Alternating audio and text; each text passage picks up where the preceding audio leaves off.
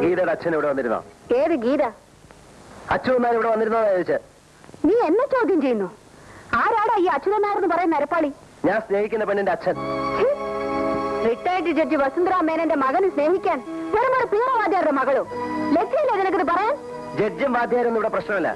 ഞാൻ സ്നേഹിക്കുകയും എന്നെ സ്നേഹിക്കുകയും ചെയ്യുന്ന പെണ്ണിന്റെ കാര്യം പറഞ്ഞ. അത്രയ്ക്ക് ധിക്കാരമോ? ഞാൻ പ്രസവിച്ച് പൊന്നുപോലെ വളർത്തിക്കൊണ്ടുവന്ന നിനക്ക് എന്റെ മുഖത്ത് നോക്കിയിട്ട് പറയാൻ എങ്ങനെ ധൈര്യം വന്നു? വിശദീകരണങ്ങളൊക്കെ നമുക്ക് പിന്നീടാവാം. അച്ഛനാർ വന്നിട്ട് എന്തുണ്ടായെന്ന് പറയൂ. ഇന്നോളം ഒരുവനും എന്റെ മുഖത്ത് നീ പറഞ്ഞിട്ടില്ലാത്ത ആഭാസതകളെല്ലാം വിളിച്ചു പറഞ്ഞിട്ട് പോയി. വടി കൊടുത്ത് അടി വാങ്ങിയെന്ന് പറയൂ.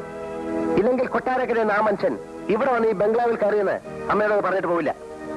ഞാൻ പോയി ആ മനുഷ്യനോട് അമ്മയ്ക്ക് വേണ്ടി മാപ്പി വെച്ചിട്ട് വരാം. നീ എവിടെ പോന്നു? പറഞ്ഞില്ലേ മാപ്പി വയ്ക്കാനെന്ന്? നീ എന്റെ മുഖത്ത് തുപ്പരുത്. തുപ്പുന്നിടത്ത് മുഖം വെക്കരുത്. പോയിട്ട് വരാം. ബാക്കി കാര്യങ്ങൾ വന്നിട്ട് സംസാരിക്കാം. നീ പോകരുത്. പോവും. ബാല, അമ്മ സ്വയം മറക്കരുത്. Give respect and take respect.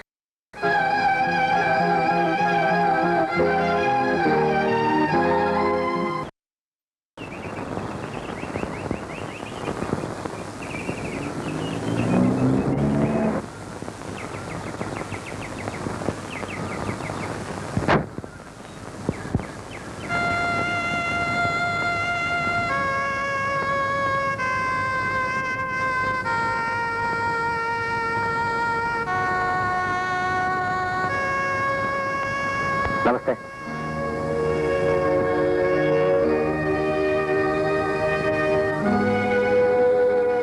ഗീതയുടെ ഞാൻ അങ്ങയോട് മാപ്പ് ചോദിക്കാനാണ് വന്നത്. മാപ്പോ? എന്റെ അമ്മ എന്തെങ്കിലുമൊക്കെ അനാവശ്യങ്ങൾ പറഞ്ഞിരിക്കും. അതിന് അമ്മയ്ക്ക് വേണ്ടി ഞാൻ മാപ്പ് ചോദിക്കുന്നു. നിങ്ങളുടെ അമ്മ എന്തൊക്കെയാണ് എന്നോട് പറഞ്ഞതെന്ന് അറിയാമോ? ക്ഷമിക്കണം, അമ്മ ഒരു പ്രത്യേക സ്വഭാവകാരിയാണ്. എല്ലാവർക്കും ഉണ്ട് മനുഷ്യ പ്രത്യേക സ്വഭാവങ്ങൾ. എനിക്കുമുണ്ട്. എന്നിട്ട് ഞാൻ ക്ഷമിച്ചത്. ദയവേത് അതൊക്കെ മറക്കണം.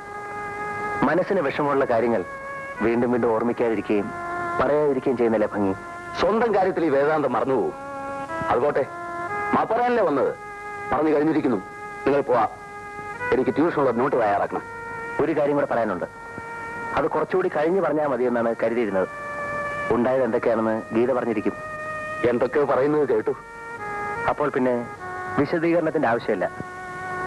ഗീതയെ എനിക്ക് വിവാഹം ചെയ്തു തരണം. നിങ്ങൾ എന്താ പറഞ്ഞത്? ഞങ്ങൾ പരസ്പരം സ്നേഹിക്കുന്നു. ഞങ്ങളുടെ വിവാഹം നടത്തി. വിവാഹവും?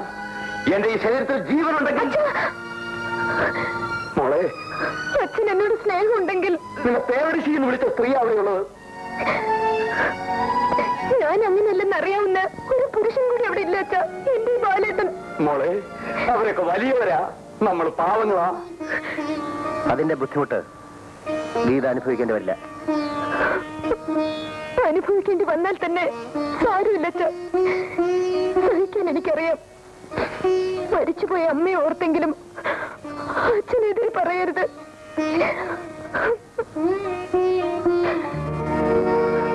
ഇനി എനിക്കൊന്നും പറയാനില്ല മോളെ, ഒന്നും പറയാനില്ല. എന്റെ വീട്ടിൽ നിന്ന് ആരെങ്കിലും വരും. എന്നിട്ട് വിവാഹത്തെ നിശ്ചയിച്ചാൽ മതി. ഞാൻ പറ്റേ സാർ. പറ്റേ.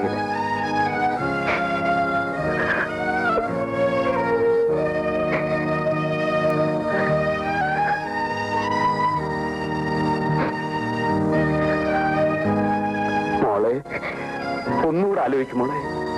ഈ ബന്ധം കൂടിയേ തീരുന്നുണ്ടോ? ഞങ്ങൾ തീരുമാനിച്ചു കഴിഞ്ഞതാണ് അച്ഛാ. അച്ഛൻ ഞങ്ങളെ അനുഗ്രഹിക്കണം.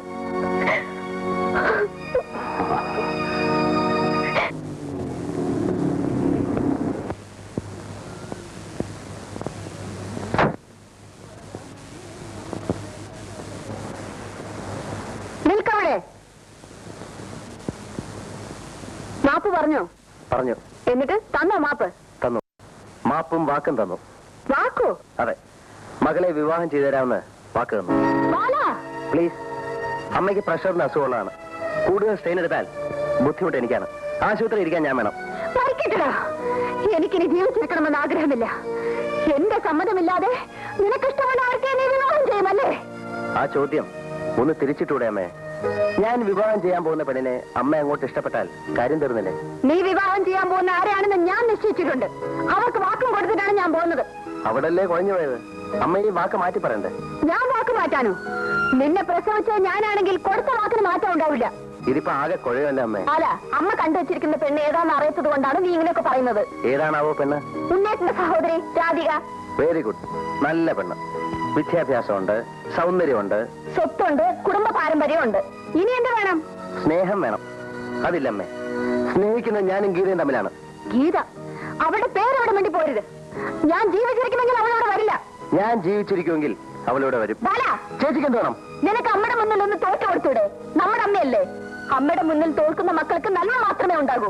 ഈ സാരോപദേശം ചേച്ചിയുടെ കാര്യം വന്നപ്പോ എവിടെ പോയി? അന്ന് അളിയനും ചേച്ചി സ്നേഹപരവശരായി നടന്നിരുന്ന കാലത്തും അമ്മ എതിരല്ലായിരുന്നോ? അന്നെന്താ ചേച്ചി വിട്ടു കൊടുക്കായിരുന്നേ? അവരുടെ ഇതുപോലെ ആയിരുന്നോടാ? ഇത് വെറും ഒരു പറട്ടവാദിയുടെ മകൾ. ഒരു വെടക്ക ചേച്ചിയുടെ മകൻ എന്ന് അവര് പറഞ്ഞാലോ? എന്താ പറഞ്ഞൂടെ? പറഞ്ഞാൽ ഒരു ചുക്കം ചെയ്യാൻ പോകുന്നില്ല. എന്തൊക്കെയോ ചെയ്ത് കളയാമെന്ന് തോന്നിയേക്കും. അത് പഴയ അധികാരത്തിന്റെ ഗർവാണ്. ബാല, നീ ആരോടാ സംസാരിക്കുന്നതെന്ന് അറിയാമോ? നമ്മളെ പ്രസവിച്ച അമ്മയോടാ. ചേച്ചി, പ്രസവിച്ചത് കൊണ്ട് മാത്രം അമ്മയാവില്ല. അകവും പുറവും നിറയെ അലിവും സ്നേഹവും വേണം. അതാണ് അമ്മ. എനിക്കൊന്നില്ലടാ. അവ പറഞ്ഞത് പോയത് കേട്ടില്ലേ മോനെ? ഇതിനെല്ലാം കാരണക്കാരൻ നിങ്ങൾ ഒരുത്തിയാണ്. സഹോദരന്റെ മകളെ വിളിച്ച് വീട്ടിൽ നിർത്തിയിട്ട് എന്റെ മകനെ വശീകരിച്ചെടുത്തിരിക്കുന്നു. പക്ഷെ അവനെ ഞാൻ വിട്ടുതരുമെന്ന് കരുതണ്ട. നടന്നത് എന്താണെന്ന് ഞാൻ പറഞ്ഞു. എന്നിട്ടും വിശ്വാസമാകുന്നില്ലെങ്കിൽ ഇറങ്ങി പോണല്ലേ? അത്രയും ഞാൻ പറയുന്നില്ല. അനാവശ്യം പറയാതിരിക്കെങ്കിലും വേണം. പറഞ്ഞതാണോ അനാവശ്യം? നിങ്ങൾ ചെയ്തതോ? എങ്ങനെയെങ്കിലും ഒരു ബന്ധമുണ്ടാക്കിയെടുത്തിട്ട് ഞങ്ങളുടെ ബംഗ്ലാവിൽ വിരുന്ന് വന്നാ കൊള്ളാമെന്ന് മോഹമുണ്ടല്ലേ? എടി പെണ്ണെ, നീ പഠിപ്പിക്കുന്നത് കോളേജിലാണെങ്കിലും നിനക്ക് വിവരമില്ലെന്ന് ഇപ്പൊ മനസ്സിലായി. ഞങ്ങളുടെ വീട് ചെറുതാണെങ്കിലും ഇതിനകത്ത് കഴിയുമ്പോൾ ഉള്ള മനസ്സുകൊണ്ടല്ലോ അത് നിന്റെ ബംഗ്ലാവിൽ കാണില്ല. എന്റെ പാട്ട് വരും അങ്ങോട്ട്.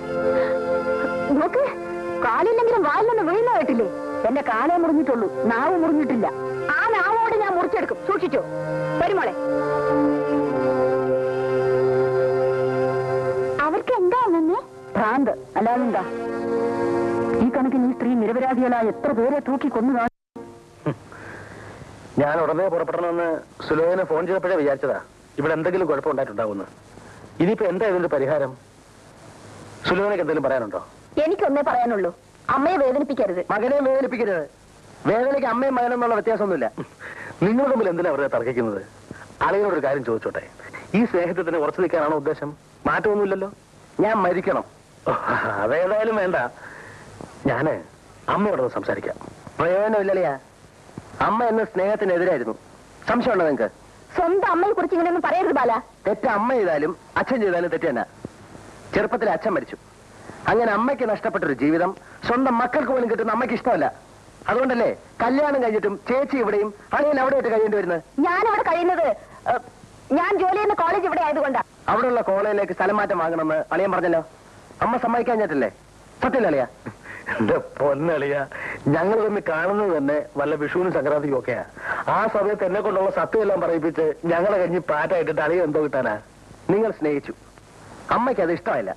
വിവാഹം കൊണ്ട് നിങ്ങളെ ശിക്ഷിക്കായിരുന്നു. അതുകൊണ്ടല്ലേ കല്യാണം കഴിഞ്ഞിട്ടും ചേച്ചി ഇവിടെ തന്നെ നിൽക്കണമെന്ന് അമ്മ വാശി പിടിച്ചത്. അളിയനും വീട്ടുകാരെ സമ്മതിച്ചുകൂടായിരുന്നു. പോട്ടളിയ, ആ സമയത്ത് സമ്മതിച്ചില്ലാതെ ഞങ്ങളുടെ വിവാഹം നടക്കുമായിരുന്നോ? അതൊക്കെ ശരിയായിരിക്കും. എന്നാലും വെറും സാധാരണ പെണ്ണുങ്ങളെ കുറിച്ച് പറയുന്നത് പോലെ നമ്മുടെ അമ്മയെ കുറിച്ച് പറയുന്നത് ശരിയല്ല. അമ്മ ജഡ്ജി ആയിരുന്നിട്ട് റിട്ടയർ ചെയ്ത ഒരു സ്ത്രീയാണ്. ജഡ്ജിയല്ല, തൂപ്പുകാരിയായാലും ചില കാര്യങ്ങളിൽ പെണ്ണ് പെണ്ണ് തന്നെ. ഏതായാലും ഞാൻ അമ്മയോട് സംസാരിച്ച് നോക്കട്ടെ. ഉണ്ണി,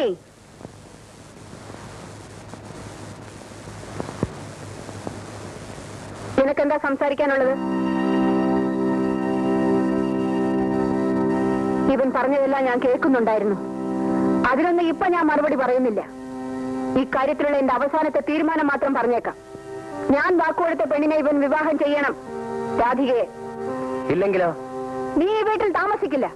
എന്റെ സ്വത്തിൽ ഒറ്റ പൈസയ്ക്ക് പോലും നിനക്ക് അവകാശം ഉണ്ടായിരിക്കില്ല. അത്രേ ഉള്ള അമ്മേ, ഇത് ആപത്താണ്. ബാലു ആ പെൺകുട്ടിക്ക് ജോലിയുണ്ട്.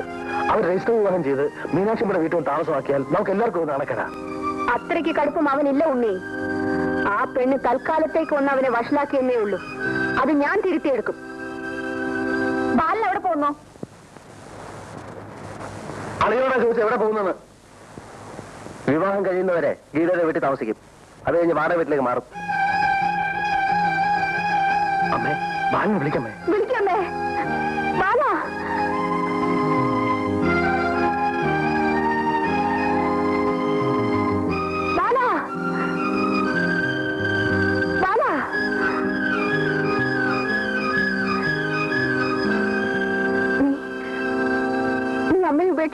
ക്ഷമിക്കുമോ? ക്ഷമിക്കണം അമ്മേ, എനിക്ക് ഗീതയെ ഉപേക്ഷിക്കാൻ സാധ്യമല്ല.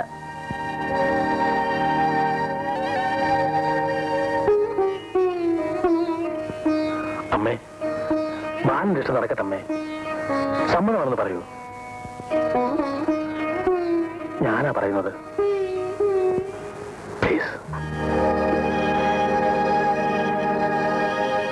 ശരി.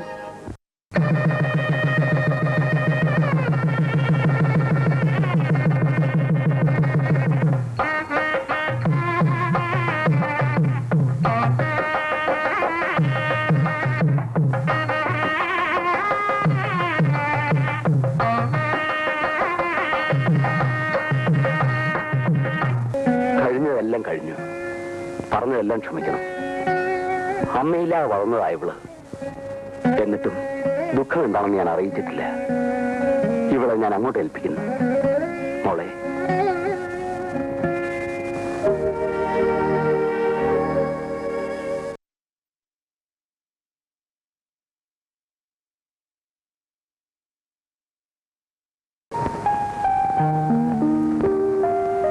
കല്യാണത്തിന് അച്ഛൻ സമ്മതിച്ചില്ലായിരുന്നെങ്കിൽ ബാലേട്ടൻ എന്ത് ചെയ്യുമായിരുന്നു? നിന്നെ വിളിച്ചിറക്കി കൊണ്ടുവരുമായിരുന്നു. ഞാൻ വന്നില്ലെങ്കിലോ? വന്നില്ലെങ്കിലോ നിന്റെ കണ്ണ് ഞാൻ കുത്തിപ്പൊട്ടിക്കുമായിരുന്നു. അയ്യോ, അതെന്തിനാ? ഈ കണ്ണല്ലേ കുഴപ്പം മുഴുവൻ ഉണ്ടാക്കിയത്. എനിക്ക് ഇക്കണോ?